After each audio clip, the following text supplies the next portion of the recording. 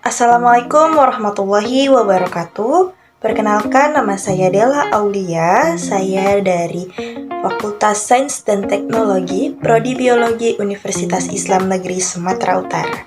Di sini saya akan membuat video tentang apa itu teknik elektroforesis. Sudah tahukah kalian apa itu teknik elektroforesis? Teknik elektroforesis adalah teknik yang digunakan untuk memisahkan, memurnikan suatu mikromolekul, khususnya protein, asam nukleat berdasarkan perbedaan ukuran. Elektroforesis sendiri adalah teknik pemisahan komponen atau molekul bermuatan berdasarkan perbedaan tingkat migrasinya dalam sebuah medan listrik. Kecepatan molekul yang bergerak pada medan listrik tergantung pada muatan, bentuk, dan ukuran. Dengan demikian, elektroforesis dapat digunakan untuk separasi makromolekul seperti protein dan asam nukleat. Posisi molekul yang terseparasi pada gel dapat dideteksi dengan pewarnaan atau autoradiografi ataupun dilakukan kuantifikasi dengan densitometer. Elektroforesis untuk makromolekul memerlukan matriks penyangga untuk mencegah terjadinya difusi karena timbulnya panas dari arus listrik yang digunakan. Gel poliakrilamid dan agarosa merupakan matriks penyangga yang banyak dipakai untuk separasi protein dan asam nukleat. Banyak molekul biologi bermuatan listrik yang besarnya tergantung pada pH dan komposisi medium di mana molekul biologi tersebut terlarut. Bila berada dalam suatu medan listrik, molekul biologi yang bermuatan positif akan bermigrasi ke elektroda negatif dan sebaliknya. Prinsip inilah yang digunakan atau dipakai dalam elektroforesis untuk memisahkan molekul-molekul berdasarkan muatannya. Dalam hal ini, protein diberi muatan negatif. Sampel protein dimasukkan ke dalam slot atau sumuran pada ujung agar. Karena sampel ini memiliki berat, mereka akan turun ke dasar sumuran. Elektroforesis protein, beberapa faktor yang mempengaruhi pemisahan komponen pada elektroforesis protein diantaranya adalah densitas muatan molekul berbeda di antara pH media dan pL molekul. Yang kedua, pengaruh buffer. Yang ketiga, bentuk dan ukuran molekul. Yang keempat, media pendukung. Teknik elektroforesis sendiri, semua teknik elektroforesis membutuhkan arus listrik untuk menggerakkan molekul bermuatan melalui matriks atau gel. Pada laboratorium sederhana, kita bisa menggunakan gel agaros untuk memisahkan fragmen DNA. Dalam kasus ini, kita memerlukan matriks yang terang atau bening untuk memisahkan molekul. Matriks yang bening ini terbuat dari poliamer akrilamid sehingga patch diartikan sebagai proses pemisahan protein dalam sebuah gel akrilamid melalui aplikasi arus listrik. Seperti halnya pada elektroforesis DNA, melalui yang lebih kecil akan bergerak lebih cepat dan karena itu akan jauh lebih pada gel. Tanpa elektroforesis, DNA dan RNA yang sedang kita teliti akan tercampur dengan kontaminan yang tidak kita inginkan. Sulit pula membayangkan cara mengetahui ukuran DNA, RNA, protein yang lebih praktis selain dengan elektroforesis. Bahkan, teknik DNA sequencing modern sekalipun sangat bergantung pada teknik elektroforesis ini. Tidak seperti DNA, protein yang diisolasi ini tidak akan memiliki muatan negatif yang sama. Karena itu, perlu untuk melindungi semua protein dengan sesuatu untuk memberikan muatan negatif yang memungkinkan mereka bergerak menuju ujung positif arus listrik. Nah, selanjutnya, apa sih fungsinya elektroforesis itu? Nah, yang pertama, menyediakan informasi mengenai ukuran, konfirmasi dan muatan dari protein asam nukleat. Yang kedua, sebagai metode pemisahan yang dapat digunakan untuk menentukan komponen dari protein atau asam nukleat setiap individu. Yang kedua, pada bidang kepolisian sendiri, teknik ini digunakan untuk pemeriksaan DNA, karakteristik khusus misalnya sidik jari, sehingga membantu polisi dalam mengungkap sebuah kasus. Yang ketiga, dalam biologi molekuler, elektroforesis digunakan sebagai salah satu cara untuk memvisualisasikan keberadaan DNA, plasmid, dan produk PCR. Selanjutnya, ada bagian-bagian elektroforesis. Nah, bagian elektroforesis sendiri seperti yang sudah saya jelaskan tadi, terdiri dari buffer, gel, dan elektroda bermuatan negatif serta elektroda bermuatan positif. Di sini kita dapat melihat gambar detail dari bagian-bagian elektroforesis itu sendiri. Misalnya katoda itu bermuatan negatif, sedangkan anoda itu bermuatan positif. Sampel itu terletak di atas, di bagian sumuran yang berada di dekat buffer.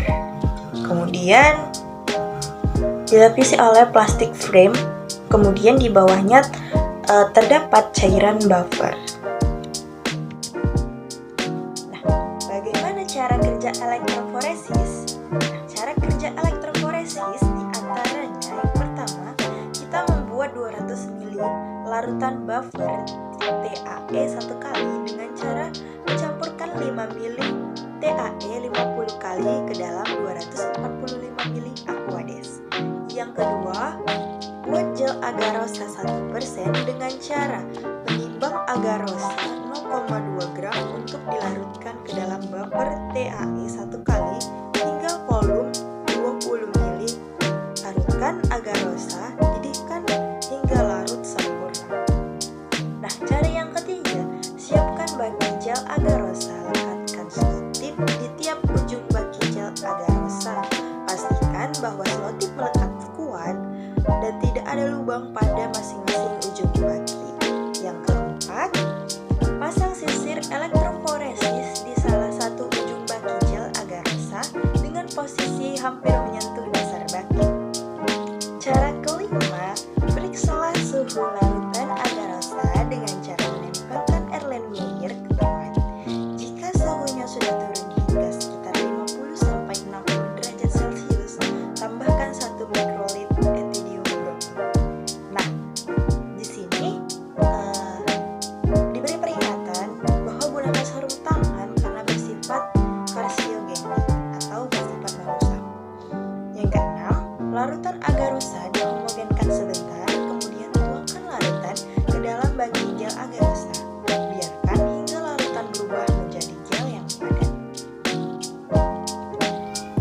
Cara yang ketujuh, ambil sisir dengan hati-hati, lepaskan selotip dari ujung-ujung baki. Cara kedelapan, masukkan baki yang telah berisi gel agarosa ke dalam tangki elektroforesis yang telah diisi dengan larutan buffer TAE 1 kali. Pastikan bahwa gel terendam seluruhnya dalam TAE. Cara ke-9, siapkan sekitar 5 cm kertas parafin di dekat tangki elektroforesis. Yang ke-10, masukkan 10 mikrolit sampel DNA dan 2 mikrolit loading DYE 8 kali ke dalam sumuran gel agarosa dengan cara mencampurkan kedua bahan tersebut terlebih dahulu secara merata pada kertas parafin menggunakan mikropipet. Cara ke-11, buatlah catatan mengenai nomor, sumuran, dan jenis sampel DNA yang dimasukkan. Cara ke-12, hubungkan kabel dari sumber arus ke tangki elektroforesis. Pastikan bahwa kabel yang tersambung ke kutub negatif berada di dekat sumuran. Jika tidak, ubahlah posisi baki gel ke arah sebaliknya. Nah, cara yang ke-13, nyalakan sumber arus, aturlah voltase dan waktu running hingga diperoleh angka 70 volt dan 45 menit. dengan cara menekan tombol yang sesuai pada sumber arus.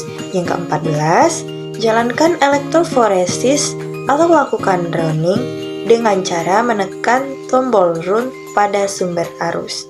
Yang ke-15, elektroforesis akan berhenti apabila waktu yang ditetapkan sudah habis, yang ditandai dengan adanya bunyi alarm. Matikan sumber arus dan angkatlah baki dari tangki elektroforesis. Yang ke-16, keluarkan gel dan letakkan di atas UV transluminator atau letakkan selubung kaca hitam di atas UV transluminator. Yang ke-17, nyalakan UV transluminator, amati pita-pita DNA yang telah tervisualisasi. Nah, kemudian kita akan masuk ke jenis-jenis elektroforesis. Nah, apa aja sih jenis-jenis elektroforesis itu?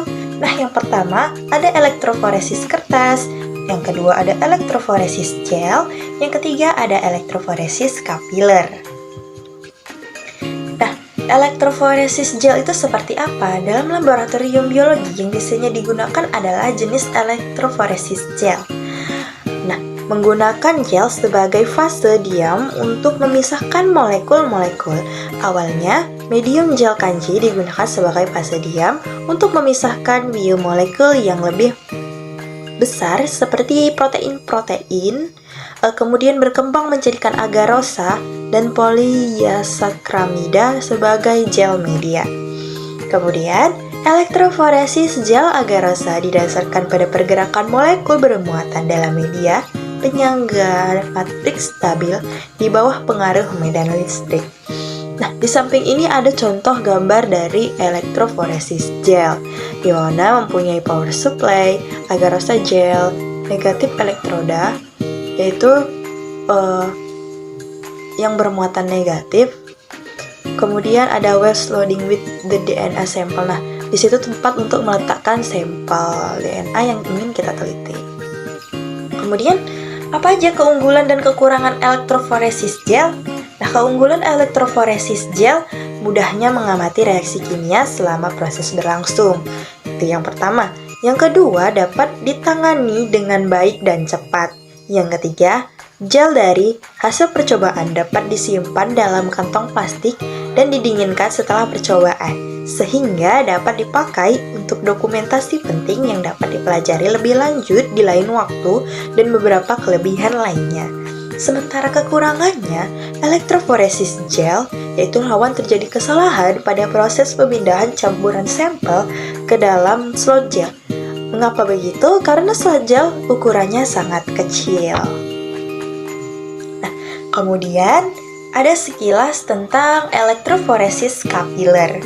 Metode elektroforesis yang digunakan untuk memisahkan asam amino, protein, lipid, karbohidrat, dan nukleotida dengan resolusi tinggi yang dilakukan pada pipa kapiler berisi buffer. Nah, keunggulan elektroforesis kapiler sendiri dapat digunakan untuk memisahkan spesies ion dengan bermuatan mereka dan gesekan kekuatan dan radius hidrodinamika. Memiliki efisiensi dan elektivitas yang baik. Kemudian, kekurangan elektroforesis kapiler yaitu boros listrik karena menggunakan tegangan yang sangat tinggi serta harganya yang cukup mahal. Di sini bisa teman-teman perhatikan ada contoh gambar dari alat elektroforesis kapiler dan cara instrumentasi elektroforesis kapiler bisa teman-teman lihat pada gambar di samping. Elektroforesis dapat diaplikasikan untuk berbagai macam kegiatan, seperti membandingkan gel homolog dari spesies yang berbeda, mengetahui susunan sekuens berbagai genom, yang kedua DNA fingerprinting, yang ketiga mendeteksi kelainan genetik, yang keempat mendeteksi lokasi dan jumlah mRNA dalam sel atau jaringan tertentu. Yang kelima, mengetahui aktivitas gen selama perkembangan berbagai tipe sel organisme atau percobaan perlakuan gen. Yang keenam, mempelajari evolusi tingkat molekular. Yang ketujuh, mengetahui varietas genetik yang ada di alam. Yang kedelapan, menentukan atau mengidentifikasi berat molekul DNA, RNA, dan protein tertentu. Yang kesembilan, mengidentifikasi persamaan dan perbedaan genetik antar individu. Yang kesepuluh, mengetahui jumlah fragmen DNA yang dikirim dalam rekombinan DNA plasmid. Yang ke-11, menganalisa fragmen DNA yang diamplifikasi lewat PCR. Nah, agar teman-teman lebih paham bagaimana proses mengenai pembuatan gel agarose dalam elektroforesis, bisa kita lihat video berikut ini. Agarose gel elektroforesis. Video ini akan membawa Anda melalui proses memuat dan menjalankan sampel DNA pada gel agarose. Anda akan menggunakan subsel mini untuk melakukan elektroforesis gel agarose. Subsel memiliki kawat elektroda yang melintang di bagian bawah setiap ujungnya yang disediakan dari listrik arus yang mengalir dan memisahkan fragmen DNA pada sampel terlebih dahulu. Sejajarkan gel sehingga sumber paling dekat dengan elektroda negatif atau hitam. DNA bermuatan negatif dan bergerak dari elektroda negatif menuju elektroda positif atau merah. Tempatkan agarose gel ke dalam ruang gel.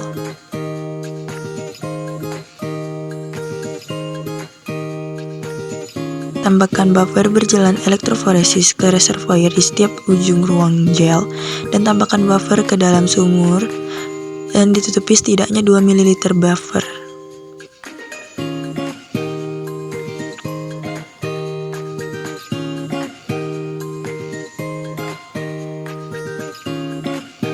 Lalu menempatkan sampel Anda untuk dimuat dalam urutan yang benar sesuai ke jalur yang ditugaskan untuk mereka jalankan. Periksa protokol lab Anda untuk informasi ini. Untuk mendapatkan sampel DNA, perlahan-lahan tekan pendorong pada mikropipet Anda dan disesuaikan hingga berhenti. Pertama atau lembut sambil menahan pendorong. Masukkan ujung pipet ke dalam tabung mikro dengan sampel DNA.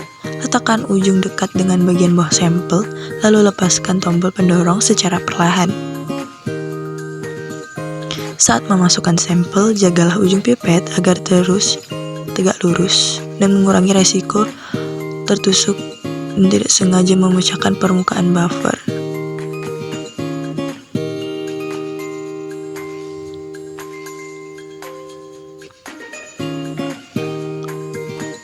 Tekan perlahan tombol pendorong, amati saat sampel memenuhi ruang. Kemudian keluarkan secara perlahan pipet dan letakkan ibu jari Anda di bawah pipet tersebut. Setelah semua sampel dimasukkan, hindari benturan atau pergerakan ruangan gel. Hal ini dapat menyebabkan sampel tumpah ke lubang yang berdekatan. Pasang tutup gel, ditempatkan dengan benar ke lubang yang sesuai, hitam dengan hitam, merah dengan merah. Sambungkan kembali elektroda ke catu daya dan pastikan elektroda dengan terminal pada catu daya merah ke merah dan hitam ke hitam. Nyalakan catu daya, lalu atur tegangan konstan yang benar untuk bekerja sampel. Lihat protokol lab Anda untuk informasi ini. Jika pengatur waktu tersedia di catu daya Anda, atur jam untuk waktu yang tepat untuk menjalankan. Tekan tombol mulai untuk memulai aliran arus yang memisahkan fragmen DNA pada titik ini. Dan seterusnya dapat melihat gelembung yang berasal dari kabel di setiap ujung kotak. Ujung kotak gel merah memiliki lebih sedikit gelembung dibandingkan elektroda negatif atau hitam. Dalam beberapa menit, Anda akan melihat sampel mulai bermigrasi dari sumur ke dalam gel. Perhatikan saat sampel DNA Anda dijalankan, diafragma bergerak dari elektroda negatif menuju elektroda positif.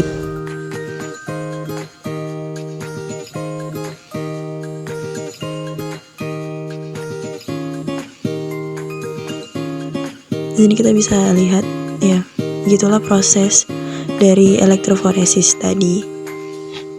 Nah, bagaimana tentang penjelasan saya mengenai teknik elektroforesis tadi? Apakah teman-teman sudah pada paham?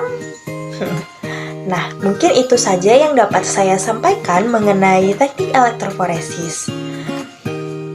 Semoga video yang saya buat ini dapat bermanfaat bagi teman-teman semua. Saya mengucapkan terima kasih telah menyaksikan video saya. Wabillahi taufiq wal hidayah. Wassalamualaikum warahmatullahi wabarakatuh. Sampai jumpa lagi teman-teman.